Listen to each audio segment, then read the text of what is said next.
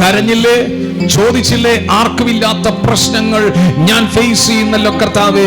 ഞാൻ നിന്റെ മകനല്ലേ, മകളല്ലേ, ഞാൻ നിന്നോട് പ്രാർത്ഥിക്കുന്നവളല്ലേ, ഞാൻ നിന്നോട് പ്രാർത്ഥിക്കുന്നവനല്ലേ. ഞാൻ ഒത്തിരി കരയുന്നു, എന്റെ വിഷയങ്ങൾക്കകത്തൊരു വിടുതലില്ല. എന്താണ് ഇങ്ങനെ?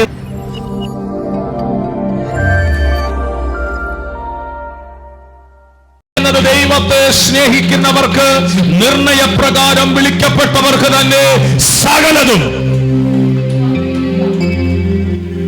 സകലതും, എല്ലാരും പറ സകലതും. നേരത്തെ പറഞ്ഞതുപോലെ കരഞ്ഞില്ലേ, ചോദിച്ചില്ലേ, ആർക്കുമില്ലാത്ത പ്രശ്നങ്ങൾ ഞാൻ ഫേസ് ചെയ്യുന്നല്ലോ കർത്താവേ.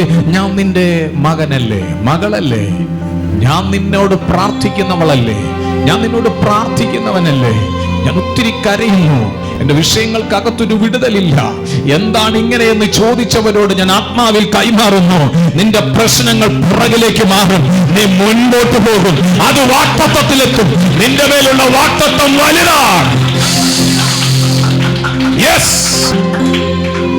നിന്റെ വീടിന്റെ സാഹചര്യം അനുകൂലമാകണമെന്നില്ല. നിന്റെ വാഗ്ദത്തത്തിൻ്റെതായ വഴികളിലേക്ക് നീ കയറും. ഓ കർത്താവിന്റെ കരമുയർത്തി യേശുവിനെ നന്ദി പറഞ്ഞ് നാളെ പറയരുത് ദൈവത്തിന് വിരോധമായി. ദൈവത്തിന് വിരോധമായി നിങ്ങൾ പറയരുത്, നിങ്ങളുടെ ലൈഫിന് വിരോധമായി പഴിക്കരുത്.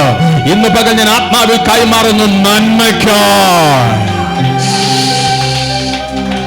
നീ വാഗ്ദത്തത്തിലേക്ക് നടന്നുകൊണ്ടിരിക്കുകയാണ്, നീ വാഗ്ദത്തത്തിലേക്ക് എത്തിപ്പെടാൻ പോവുകയാണ്, അതിന്റെ വഴിയിലൂടെ നീ യാത്ര ചെയ്യുകയാണ്. അതുകൊണ്ട് വചനം പറയുകയാണ്, ദൈവത്തെ സ്നേഹിക്കുന്നവർക്ക്, നിർണയപ്രകാരം വിളിക്കപ്പെട്ടവർക്ക് തന്നെ സകലതും. വീട്ടിലെ സാഹചര്യം വിഷയമല്ല. എന്തിന്? വാഗ്ദത്തം നിവർത്തീകരിക്കാൻ. പറഞ്ഞ വാഗ്ദത്തം നിറവേറാൻ. വീടിലെ സാഹചര്യം അനുകൂലമല്ലെങ്കിലും വാഗ്ദത്തം നിറവേറും കാര്യം. യോസേപ്പിന്റെ ജീവിതത്തിൽ ഭവനത്തിലെ അന്തരീക്ഷം യോസേപ്പിനോടുള്ള വാഗ്ദത്തം നിറവേറ്റാൻ തക്കവണ്ണം അനുകൂലമല്ല എങ്കിലും സമയത്തിന്റെ തികവിൽ വാഗ്ദത്തം നിവർത്തി കണ്ടു, വാഗ്ദത്തം നിവർത്തി പ്രാപിച്ചു.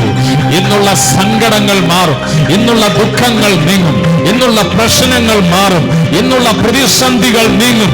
ആ വാഗ്ദത്തത്തിലേക്ക് നീ എത്തും. നിന്നോടറിയിച്ച വാഗ്ദത്തത്തിലേക്ക് നിങ്ങൾ എത്തും.